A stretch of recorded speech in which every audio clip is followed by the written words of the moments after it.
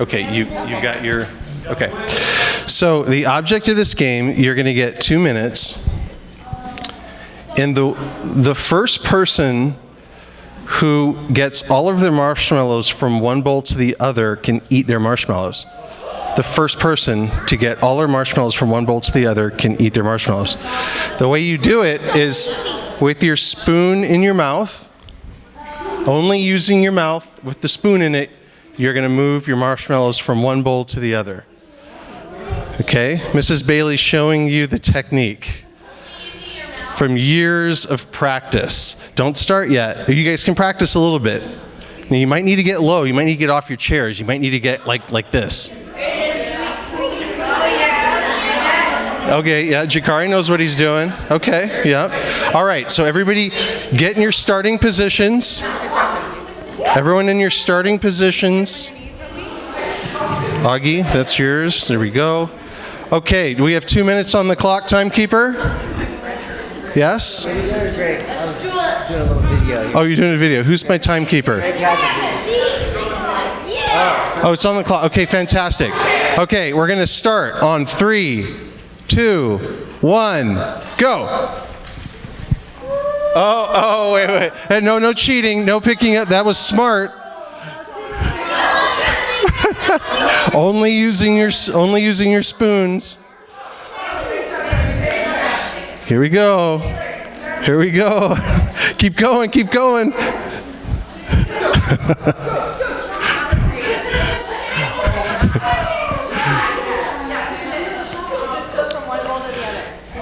we go.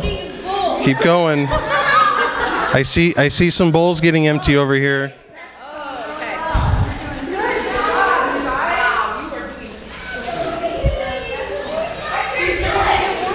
This is keep going. Augie, keep going.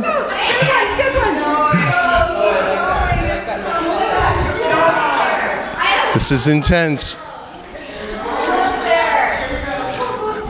Wow. I see marshmallows flying across the table.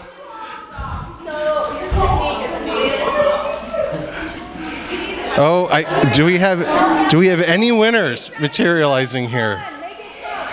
Come on, push, dig deep. Come on, you got to really go after it. 38 seconds. There seems to be some interference on the field. Everybody's getting it. It's getting close. Wow, Aiden, I think you're doing great. You're almost there. 20 seconds. I see more falling on the floor than getting into bowls. 10, 9, 8, 7, 6, 5, 4, 3, 2, 1. Okay, everybody, spoons down.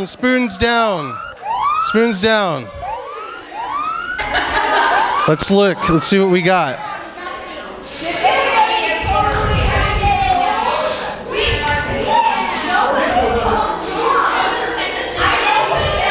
Do we have any winners? Raise your hand if you are the winner for your table.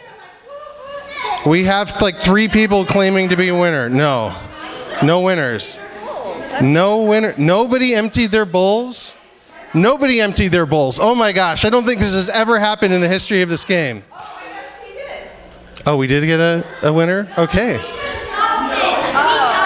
Oh, he dumped it. Oh, okay. So he cheated. Okay. Mic'd up. Do you want to hook that mic up? No, I don't know how to get mic'd up. I'll hold that. Okay. So what happened here? So we don't have any winners. So nobody can eat their marshmallows, right? Right? Okay, so this year at Desert Outpouring, we learned a lot of different things. And one of the things that we learned was what kind of perspective we listen to every day. And we learned that sometimes listening, there's a lot of perspectives that we can agree with. All right. Yeah, You can all have a couple. You can have a couple. The whole ball. Okay. So we learned a lot about perspective this year and how there's different perspectives that we can listen to and that we can agree with. What are some perspectives that we can agree with? That marshmallows are good. Whose perspective? Nice. Marshmallows are good. That is a good perspective. Well, we know that we can listen to the world's perspective, right? And there's another perspective that we can listen to, and it's that perspective of the enemy who seeks to steal and kill and destroy. That guy. As you were playing your games, did you guys have an enemy working against you? Yes. Who was the enemy? Gravity. Gravity was an enemy. Yeah, what about those really annoying people that kept coming and putting more marshmallows in your bowl so you couldn't win? Yeah. That was me. That was super annoying. So this game, right, kids, is a lot like life. And the adults know this more than anybody. We get into this trap of doing stuff. And we get into this trap of playing a game and doing things to try to win. And we get and sometimes doing things is managing sin. Sometimes it's striving to do other things. But that game, it turns out, is kind of rigged. It's not a game you can win.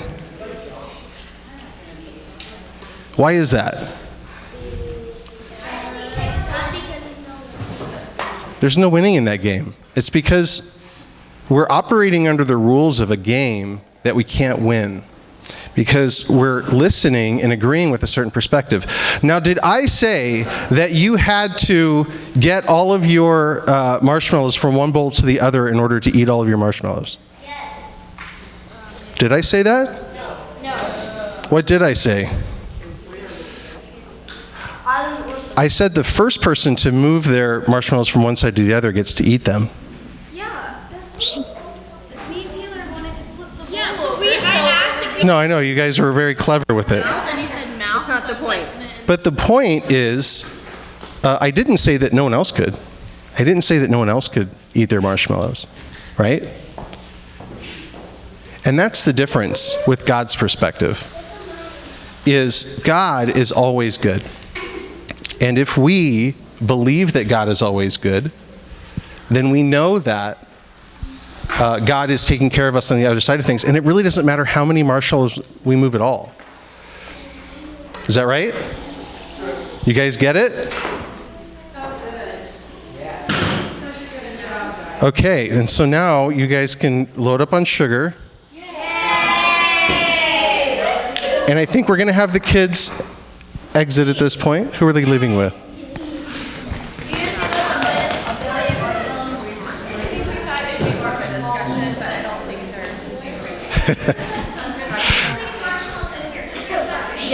Yeah, they're all here. Yeah, leave all your marshmallows here, guys. And then and then all the kids are going to head out to the back. Good. You go. Is somebody getting a question?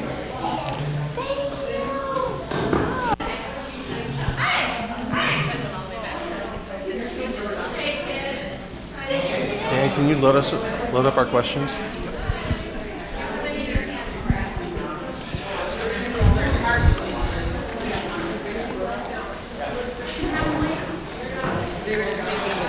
Nice.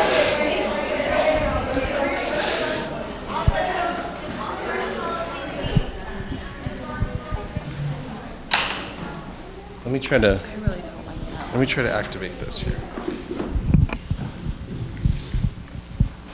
Okay, so tonight, we just thought we'd have a group discussion. We're kind of at the end of the year. It's been a fabulous year with the Lord.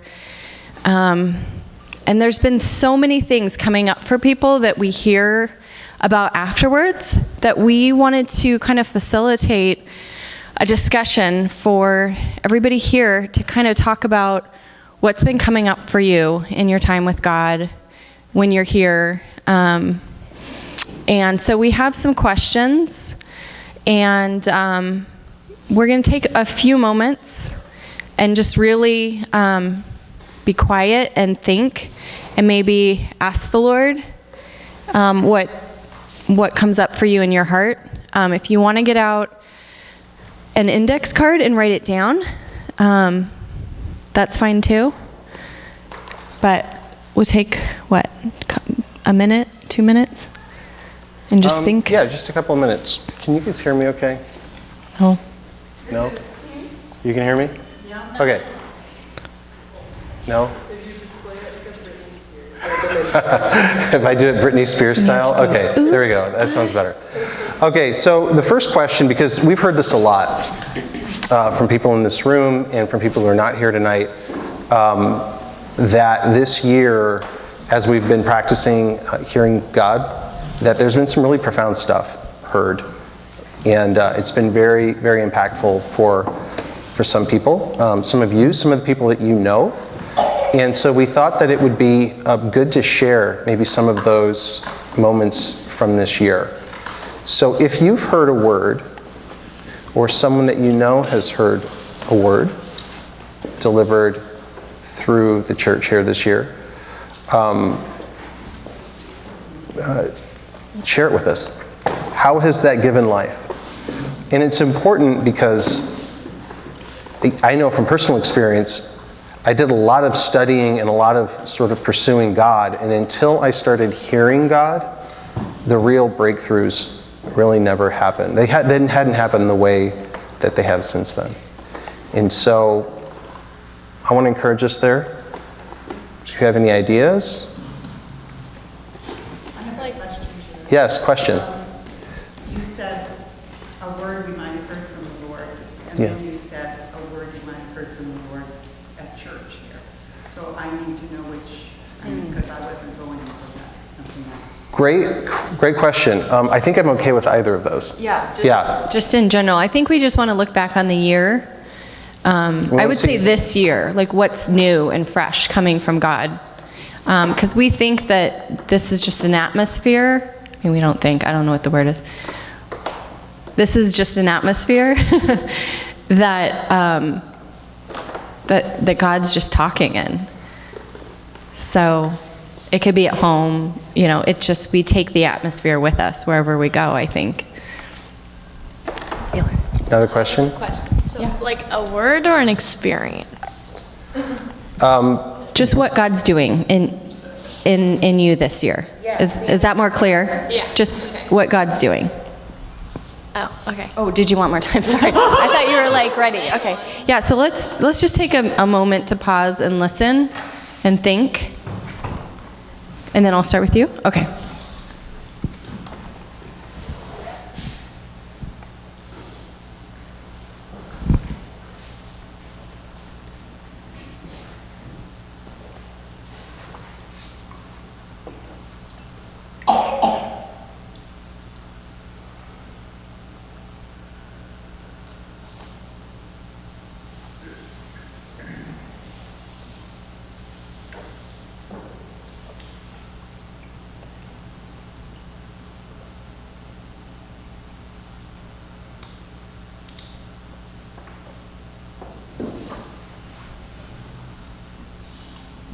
Can we give examples too? Yeah. Okay. We're part of the discussion.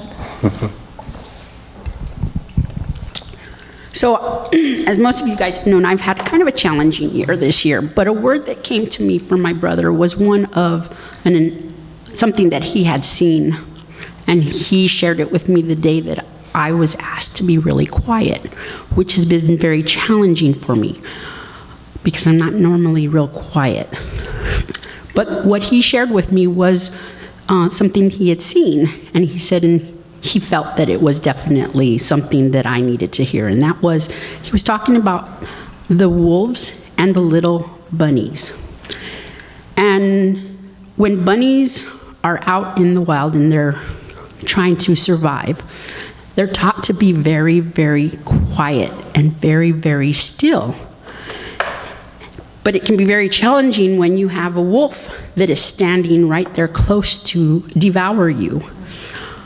And what would happen is if the bunnies would sit really still, and totally calming their whole spirit, not shaking like they can as little morsels for a wolf, then they would survive. And a wolf could come and stand like right there close to them and not even see these little bunnies. But as soon as one of these bunnies would lose its nerve and dart, well, the wolf would go and devour it. And I just felt like, it's so important for me to remember that in that quietness is where God can speak to me, and that I can hear him very clearly about what he is wanting to do in my life, even though it's challenging and I'm constantly running into things that they hurt my heart right now. But I have to remember that I need to sit very quietly, not lose my nerve, not give in to all of the craziness that surrounds me, because it's challenging. But if I'm successful with doing what he asks me to do, then I survive. And I survive to be in his goodness the next day. It's good. Brother, give you that. Oh gosh, so good.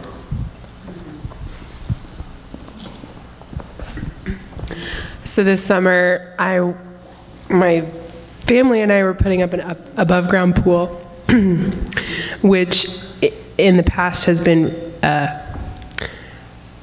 created issues with my relationship with my father and I. And just because we're like following directions and, it's not going well and frustrating. Anyway, so the day that we were about to put the pool up, I was like, God, what are you going to tell me? Because I need help, because this is going to be a rough day. And he told me that my father makes his decisions wisely. And I was like, okay, this will be my mantra for the day. My father makes his decisions wisely. And since that day, my relationship with my father has changed and has grown and has become very beautiful, just because I decided to agree with that my father makes his decisions wisely. And I kept saying it under my breath that day, and it wasn't about his decisions, if they were good or bad. It was the way that he goes about them, and it was so wise. So that's one way that my relationships have changed, and my life has changed just by listening to God. That's awesome. Oh, fix my hair. Okay, thank you. That's what I need my girl for. Yeah. Your hair. Oh gosh. Anybody else? Anybody else? I have so many things going through my head, and without anybody really knowing my story, it's kind of difficult to share. But there's one thing in particular that happened just recently this last week, and I had received a word from the Lord regarding one of my daughters, my second oldest daughter. I have 6 kids, and she's just turned 30 in October. She's been lost and stuck in drug addiction for the last 5 years.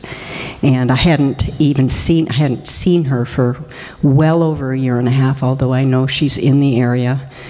And I kind of get updates every once in a while from her boyfriend's mother, who I'm friends with, and she has contact with him. Anyways, when I got this word from the Lord that said that Kelly would be drug-free at the end of her 30th year. And she just turned 30 in October. And at this time, I also had met with an old friend and was given a bottle of anointing oil, which at the time she gave it to me, I felt like the first thing I wanted to do with this oil was get it on Kelly. And just kind of put that idea in the back of my head and believed that at some point I'd get the opportunity to do that. Well, about a week ago, on a Sunday night after 10 p.m., my phone rang, and it was Kelly. And she had talked about maybe meeting up and getting together. And so I was trying to arrange when she wanted to do that this next week. And she was not really completely in her right mind, so it was just hard for her to come to a decision. And finally I just said, hey, Kelly, would you like me to just come meet you right now for a few minutes? We can go get a cup of coffee or something to eat. And she said, almost in tears, yeah, I would like that. And she turned the phone over to somebody she was staying with at the time, and we made arrangements for this person brought her up to the closest Circle K to where they lived, and we were going to meet there and go from there. Well, I was heading out the door, and fortunately I had a friend staying with me who knew about this word that the Lord gave me. I didn't even think about the oil, and she says, oh, that's really cool, because remember what the Lord spoke to you. And I immediately went, the oil. So I went and I grabbed the oil, and I got in the car, I drove over, and it's only about 5-6 miles away. And once I got connected with her there, as I'm driving, I'm thinking, Lord, what am I going to do? Because there's no way she's going to let me go. Oh, Kelly, can I anoint you with oil? You know, I anoint you in the name of the, you know, do something on her forehead. I knew that that wouldn't work in this situation. And all of a sudden I had the thought, just douse your hands with the oil. And so as I pulled up, and first thing I did then was I got that bottle of oil out and I put it on my hands. I got out of the car and I walked over to where she was, which was sitting in a car with this friend. And so I embraced her. I just envisioned I'd embrace her first, and then I put my hands on her skin somewhere, you know. And so that's what happened. I embraced her. She was in tears. And I just looked at her and told her I loved her, and I put both hands on her face and then on her forehead. And knowing what I was doing, she was totally unaware. And as it turned out, she did not want to go anywhere because she felt like she didn't know what she'd say. She was a little uncomfortable, and it was the kind of thing where she said, I just feel like I just want to be alone and go home. So I got about 5 minutes with her, 10 minutes with her in the car, and then said goodbye. And as I'm driving home, I just thought, God, that was so cool, because I got the oil on her, you know, and that was like the first step I felt towards seeing this deliverance process that I believe is going to happen in her life within, you know, this year. Anyways. It's good. Wow.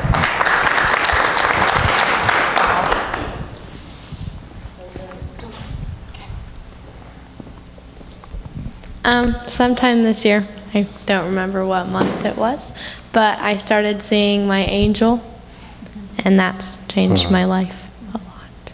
Yeah. Wow. That was such a great testimony for the rest of us to hear also. Okay. Well, I don't know. I was talking with my mom one night in her room, and then I just saw my angel in her bathroom, and somehow I knew it was my angel. So then I told my mom, I was like, Mom, there's an angel right there. And she's like, oh my gosh, what do you do? Because she wouldn't know. And then, so she's like, where is it? So I went over and I showed her where it was. She was like, are you supposed to go up to them? Because they're holy creatures and stuff. And then she's like, can you ask it why it's here? And then I asked why it was here, and she told me that she knew I wasn't faking because I started fiddling with my shirt, and I do that whenever I talk to adults. And I have no conscience of this, but apparently I did that. And so, and then, well, yeah, I asked why he was here. He said he was here to help me with my prophetic words, my dreams, and my visions. So, and ever since that, I've gotten better at all of those things, and yeah, I see him all the time. But, yeah. That's great. Who else? Anyone else hear anything this year that?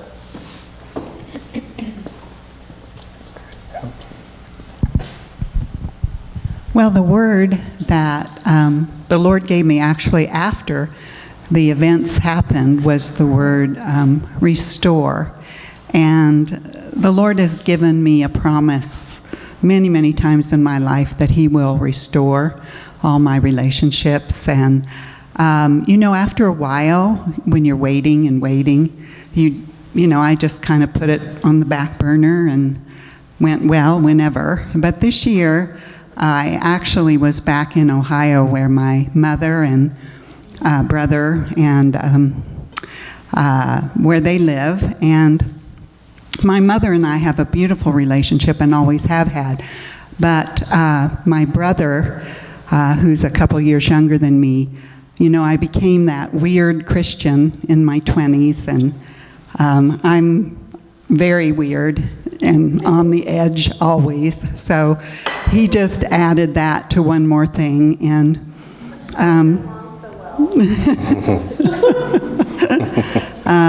so when I was there, I was helping take care of my mom, just getting her into assisted living.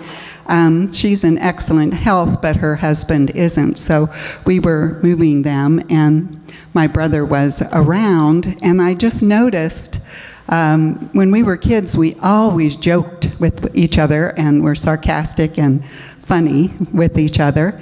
And I noticed, first of all, I noticed that I had an outpouring love from my heart. Whenever I saw him, I could feel God just loving him. And then I'd say something silly and sarcastic, and he'd laugh. And before long, we were just like we were kids again.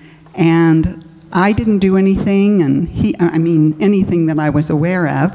And he didn't do anything. We didn't talk about anything. We didn't have to work through anything.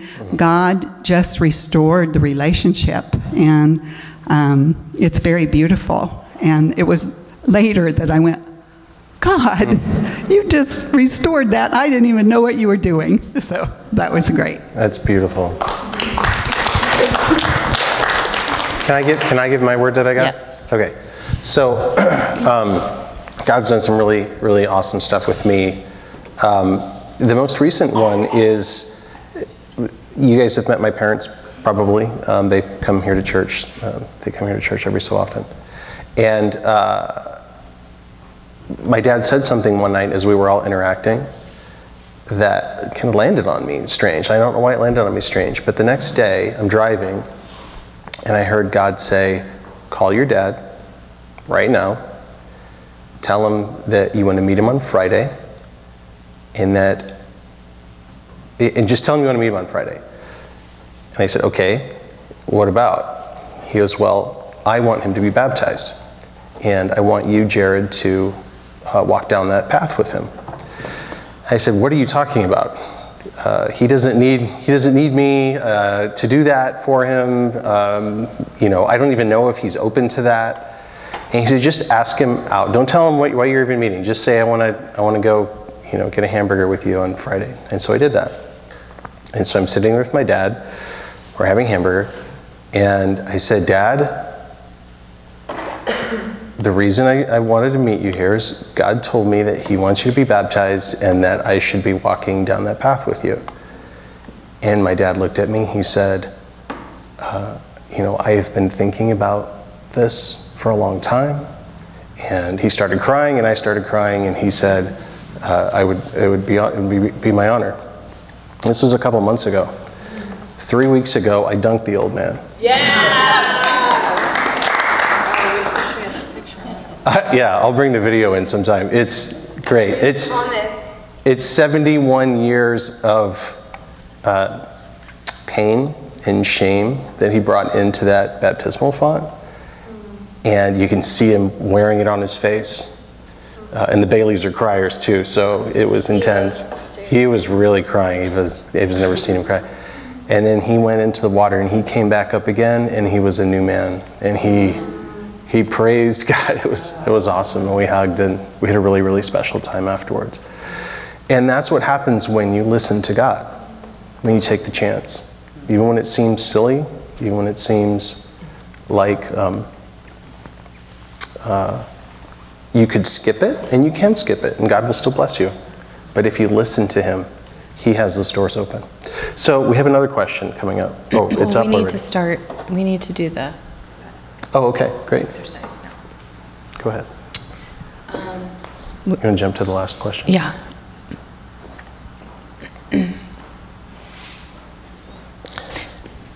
So we thought we would break up into groups, just at tables. And we didn't really quite have time for this question, but No, just go straight to the last question, Dan. Keep going. we're going to do a prophetic Keep going. time This one. together. And we're going to see what God's saying about 2018. We're going to pray for each other. We're going to listen. And we're going to see if we get a word for each person at your table. We're going to use some word cards. We're going to use some picture cards. We're going to put those out and just see if God wants to say something about this upcoming year and where He's moving in your life. And so nobody has to participate. I, for many years, just sat back and received prayer and listened. So don't feel like you have to actually give a word to somebody. But I would encourage you to practice hearing and really ask the Lord for a word. And even if you don't share it, see if you get confirmation around the table or from that person, just to help sort of practice and see, as you build that muscle. So that's what we're going to do. Do you want to break into... Let's count and Okay. maybe even numbers at each table. 20.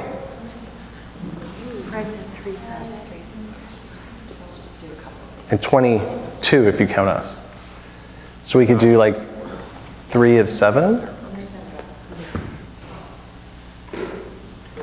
And be sure to get an index card and write everything down that's said to you.